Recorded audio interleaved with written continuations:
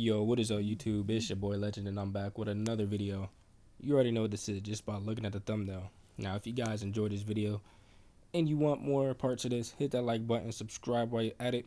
But without further ado, let's get into this intro so we can start this what if.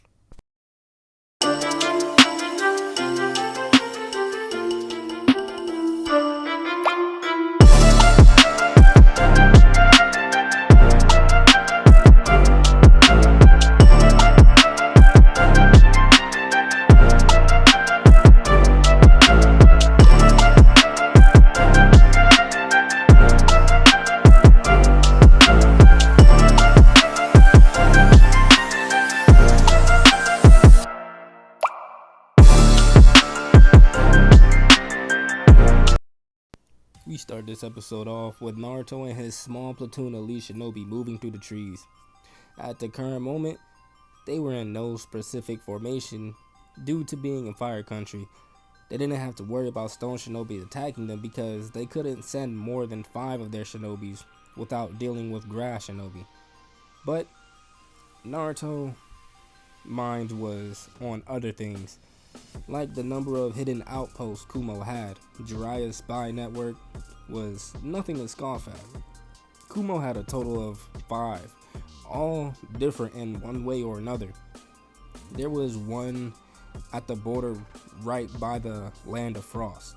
It was rigged with explosive traps and paper bombs. That's the one that acted as an express route for their military supply. Then there was another 150 miles from that one, which sat near the ocean. This one acted as their trading outpost. There were a few high-level Jonis there, but the rest were only as strong as Genin, maybe even Chunin. There was another one by the ocean, but that outpost was for research only. It had very few guards. Then there were 2 that were placed behind the village of Kumo. These 2 were the most dangerous. At these outposts was where the Kumo assassins were trained. Currently, Naruto and his group were approaching the border of fire country. Naruto was thinking ahead, trying to plan the amount of hours he wanted to spend on this one task. If people were to hear what he was thinking, they would think that he was being unreal. He wanted to have all 5 outposts burned down and on their way back to Konoha 2 days after they reached Lightning Country.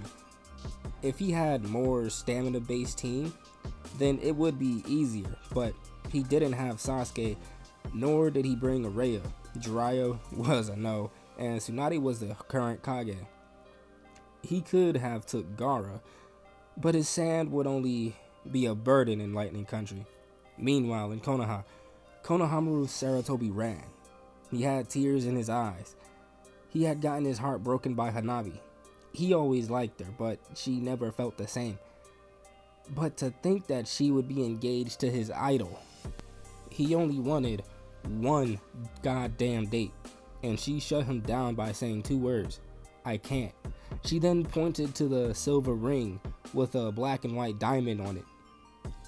No, he can't think of it right now. He continued to run, not looking where he was going. Meanwhile, Mabui came out of a clothing store. After a lot of research on her next target, she knew what she needed considering he was a virgin. It would hurt her even more for that reason alone, if it did go that far. There was no doubt about it. He would grow attached to her immediately. He would fall in love with her. She then heard fast approaching footfalls as she looked up. She had no time to move as Konohamaru ran right into her. Speak of the devil. Mabui's bags fell all over the place and the erotic clothing fell around out of the bags.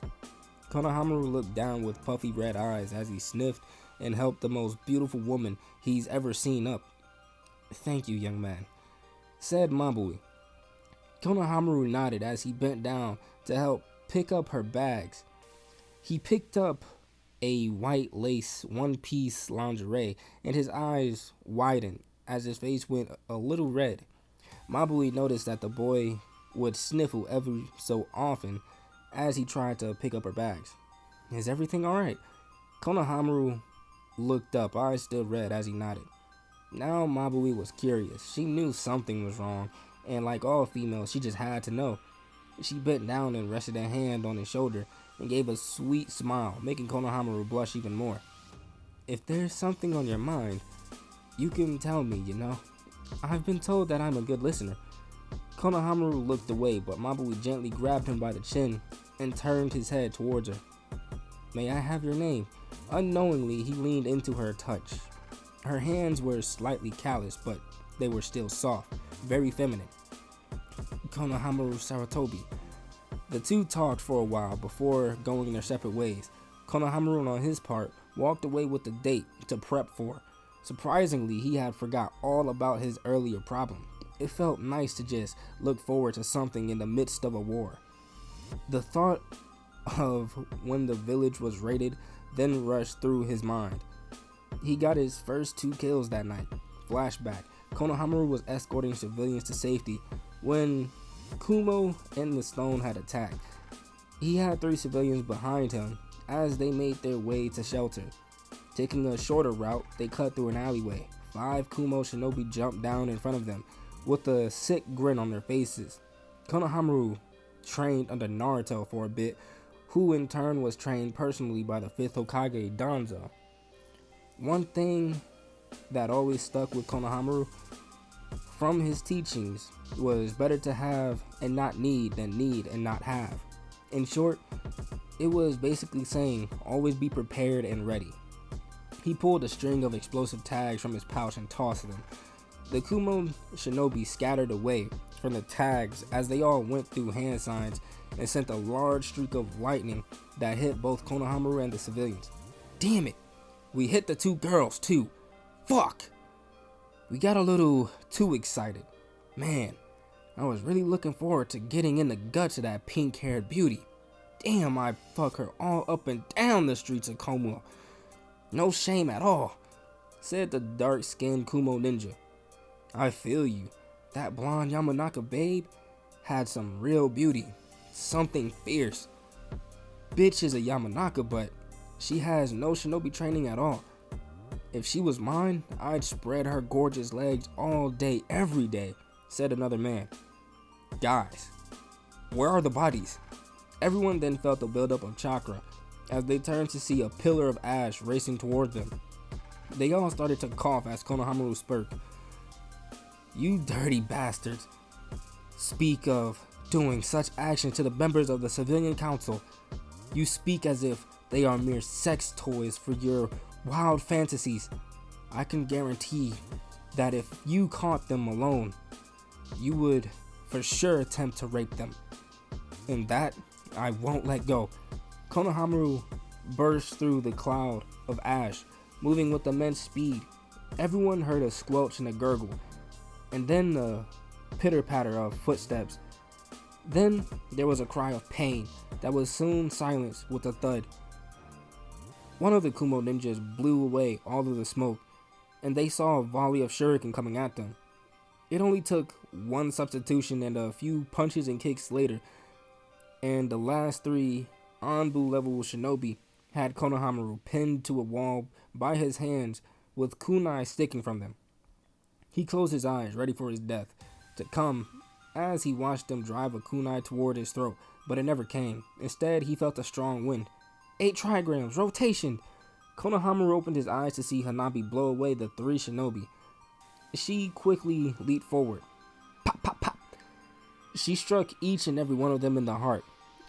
As she deactivated her Byakugan, she rushed to Konohamaru and ripped out the kunai from his hands as he cried out. Hanabi looked at his hands and reactivated her Byakugan. She then winced when she saw how much damage that the kunai had caused to his hands and muscle. Konohamaru cradled his hands as he bit back a hiss. Shouldn't you be in the Hyuga compound? Hanabi looked at the 2 dead bodies that Konohamaru dealt with. One had a deep stab wound in his throat, and the other had his stomach split open like a fish. End of flashback. Meanwhile, Naruto and his squad were in the land of frost, making their way. So, Shikamaru, you're the strategist of the team. What's the plan? The Nara gave a heavy sigh. He was asked to make a plan, but he didn't even know the layout of the outpost. How do you expect me to make a plan when the outpost layout is an unknown? Everyone came to a screeching halt. They all feared for the Nara's life. Naruto slowly turned and looked at him, like he wanted to kill him. I'm going to need you to repeat what you just said word for word. Something inside Shikamaru was telling him to turn and run. I said, how do you expect me to make a plan when the outpost layout is an unknown? Ujo, what was in the scroll that I gave each and every one of you at the village gates? Ujo stepped forward. It was a detailed map of every single outpost that Kumo has. Ujo then retook the previous spot that she stood. So Shikamaru, there is a detailed map of the outpost. You just neglected to read and look over it. What if those were specific mission parameters for you? You would know nothing about them if someone didn't say something. If it were me and up to me, I'd demote you. Kakashi, you will make the plans for this mission. You're the second best strategist here. Shikamaru is now useless on this mission. Naruto quickly wrote something down on a scroll before he summoned the small griffin. Remy, take Shikamaru and reverse summon him back to the village. Also, give this letter to the Hokage before you dispel. In all honesty, Shikamaru was ashamed of himself because he was too lazy to even check what was in the scroll. He became a burden to this mission. The griffin bit down on Shikamaru's hand before the two poofed away. Time skip 30 minutes later. Tsunade had Shikamaru in her office. She read the scroll that was sent, but it only said, "He nearly cost us the mission. I'll explain when we return." Shikamaru only gave a vague answer saying, "I was unable to complete parameters set for me alone." Tsunade got a little ticked off because he knew what he did, but he was just being lazy and didn't want to explain anything. So she kicked him out of her office before she punched him out. Meanwhile, with Konohamaru, he was running around his room. Why? He had a date with Mabui in an hour, and she still wasn't ready. He had to shower, brush his teeth, get dressed, do his hair, use some cologne. He needed everything. He stopped and took a breath, and then he jumped into the shower. In all honesty, he forgot all about Hanabi. He even forgot about the damn war outside. He finished the shower and 10 minutes later, and he was brushing his teeth. He looked at his hair, and all the body spray scattered around his sink. Maybe he was just overthinking this. He spent the remainder of the time trying different things, but in the end, he just went with the classic all-black basic bitch fit. A black collar shirt with the clan crest on the back in white, black armboot style pants, and a pair of black boots. He then looked at the time as his eyes bulged. Shit, I gotta go pick up Mabui. He vanished in the Shunshin and appeared at her apartment. It took him 6 Sunshins to get there since it was on the opposite end of the village, bordering the outskirts. Konohamaru knocked, and a few seconds later the door opened. His breath hitched. The being that stood in front of him in the door was no woman. No, she was a goddess. She had on an off-white dress that came down to the middle of her thigh. The dress fit her hourglass figure perfectly. Her hair was in the same bun, and she had a clear coat of lip gloss on her lips. The dress she had on had a slit running up her right leg going to her upper thigh, and she wore a pair of flats that were black and white. Mabui quirked an eyebrow. I said, how do I look? Konohamaru shook his head. You look like Dream. Mabui smiled at his choice of words before the two headed off with their arms linked together. As the two walked, they turned a lot of heads. Konohamaru had a blush on his face the entire time at all the attention that he was getting. Soon, they made their way to the fanciest restaurant in the Leaf. Mabui was shocked, to say the least. A mere 15-year-old boy was taking her to the Akamichi Palace. You know, You don't have to go this far for me, right? Konohamaru looked at her. But I want to. I wouldn't take a lady as yourself to some run-down food stand. A lady like you deserves the best. Mabui looked away, embarrassed and conflicted. If only he knew. This was the first time she was being treated. Even Iruka wasn't this nice. But this boy had a way with words, yet he wouldn't live to see tomorrow because of her. Meanwhile, Kuratsuchi was trembling with every step that she took, and it pissed her off. She was really sent on this damn suicide mission to kill Naruto. She was currently hopping in the trees in Fire Country. She had to stop. She was shaking too much. She started shaking the moment she entered Fire Country. She sat on the tree and took many deep breaths. She heard a rustle in a bush line, and she pulled out a kunai and tossed it as something fell with a thud. It was a deer. Damn, I've never been this afraid in my life. Minutes later, Kuratsuchi finally decided to get up and continue moving to Konoha. Meanwhile, with Naruto, he and his group were now at the first Kumo outpost. Yujiro ended up cutting the alarm system as both Naruto and Kakashi made their way to separate ends of the outpost. Both of them went through hand signs as they slammed their hands on the ground. Summoning Jutsu. A massive dog and a massive griffin appeared on opposing sides of the outpost as both summons started to trample through the outpost, killing and destroying everything in sight. The Kumo shinobi decided to focus on Kakashi and his summon, seeing that they had a better chance in taking down the overgrown dog. Naruto looked on at all the destruction before he closed his eyes and spoke. Chaos. Level this place with your next attack. The griffin fixed his eyes to look at Naruto, who stood atop of his head, before he gave a nod. He then opened his mouth as a bright blue light began to emanate from his throat. The entire area around Naruto and Chaos started to rapidly drop in temperature as the ground and buildings near started to solidify with frost.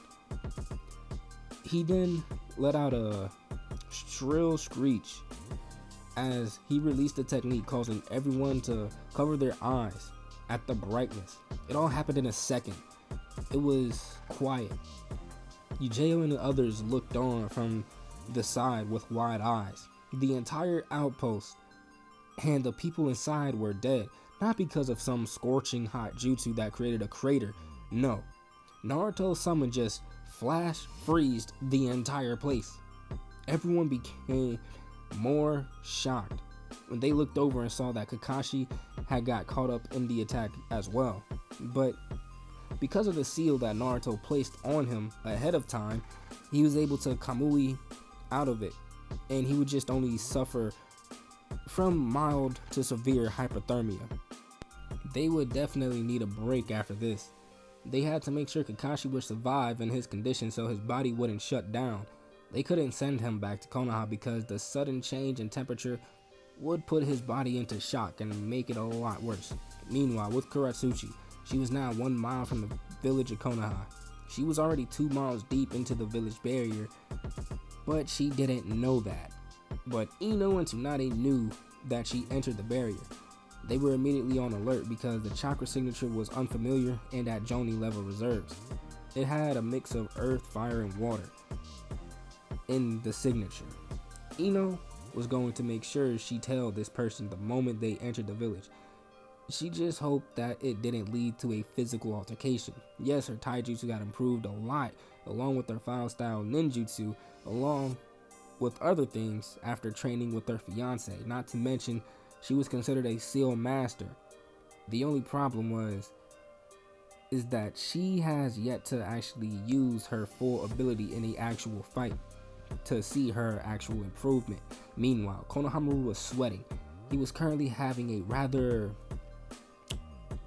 erotic conversation with Mabui, and well, it had him feeling horny as hell, to say the least. Konohamaru then jumped and let out a small yelp as he slapped his hand over his mouth. A lot of thoughts were racing through his head at the moment.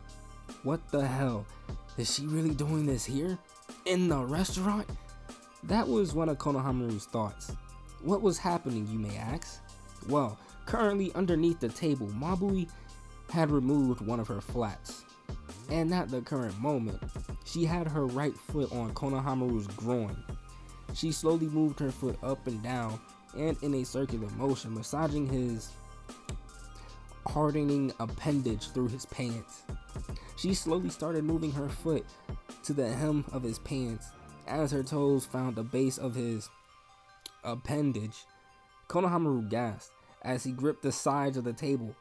She was not going to do this here. She wasn't. Here's your check, sir. Konohamaru jumped as his knees hit against the bottom of the table, and he nearly fell from his seat. The waitress looked at him with a raised eyebrow. She then turned her head to Mabui, who only flashed a smile. The waitress then smirked. She had an idea of what was happening that caused such a reaction from the Saratobi. The waitress walked off as Konohamaru glared at Mabui, who only tilted her head with a sweet smile. Konohamaru quickly paid at the two left the restaurant. Konohamaru decided to walk Mabui home, but he did not know what exactly would be waiting for him. The two arrived at her apartment, and Konohamaru was being rather awkward. He looked as though he didn't know what to do. Mabui found it cute, so she took the initiative. Would you like to come in and keep me company? Konohamaru gave a nod and a nervous chuckle. They entered the apartment, and immediately Mabui began to tease and provoke the young Saratobi. Mabui grabbed Konohamaru by the hand and led him to the couch and forced him to sit. She then sat on his lap. As she ground her ass into his crotch, Konohamaru grit his teeth. He knew that she could feel his erection. She then turned and kissed him on the cheek. That's for being such a perfect gentleman. She then kissed him on the lips, freezing him as she slid her tongue into his mouth, memorizing every inch of it before she pulled away. And that's because you interest me. Konohamaru said nothing. He just sat there like a statue, eyes glazed as his lips held a sheen from Mabui's lip gloss. Mabui rose an eyebrow. Why was he... It then hit her. This was probably his first kiss, and it was just a little too intense, but she wasn't going to let him sit there frozen as she shifted and straddled him. The shift in weight caused him to come back as he looked up at the woman on top of him. He was an inch taller, but in this position, he had to look up slightly. He blushed as he thought of the kiss, and Mabui gained an amused look in her eyes. Was that your first kiss? Konohamaru nodded.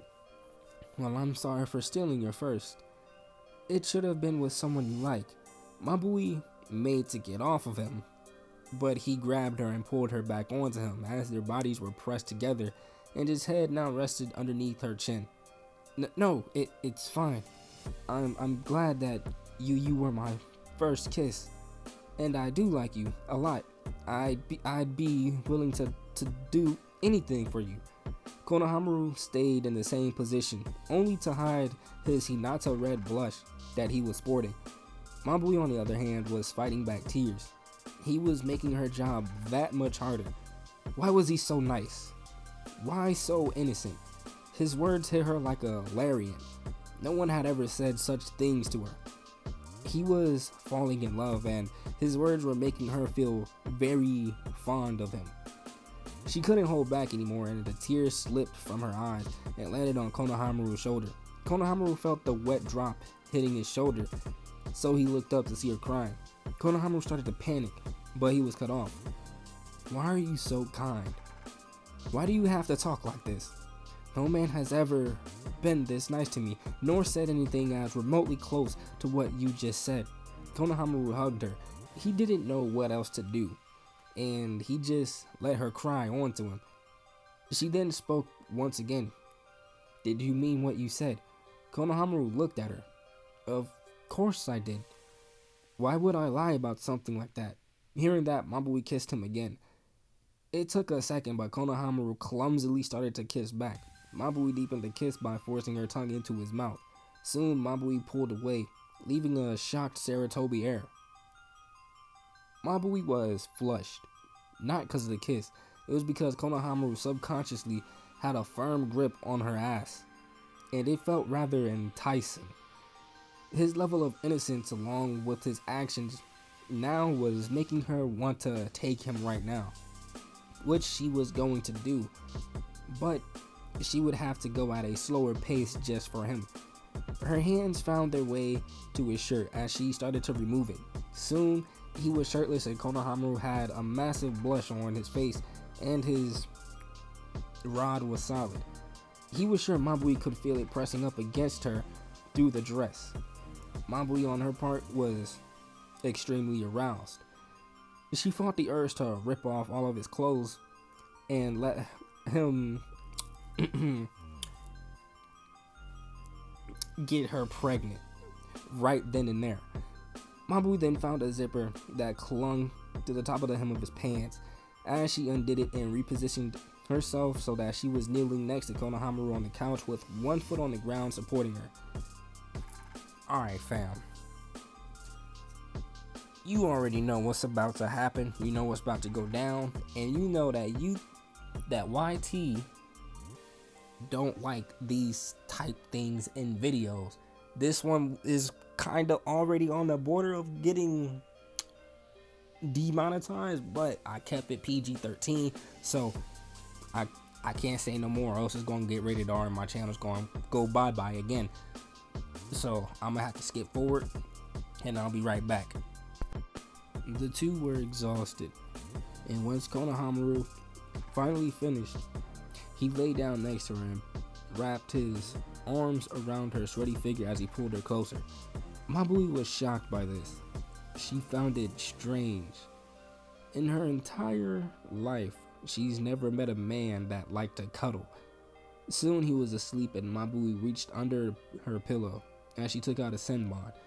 She moved to his neck, ready to kill him, but she stopped.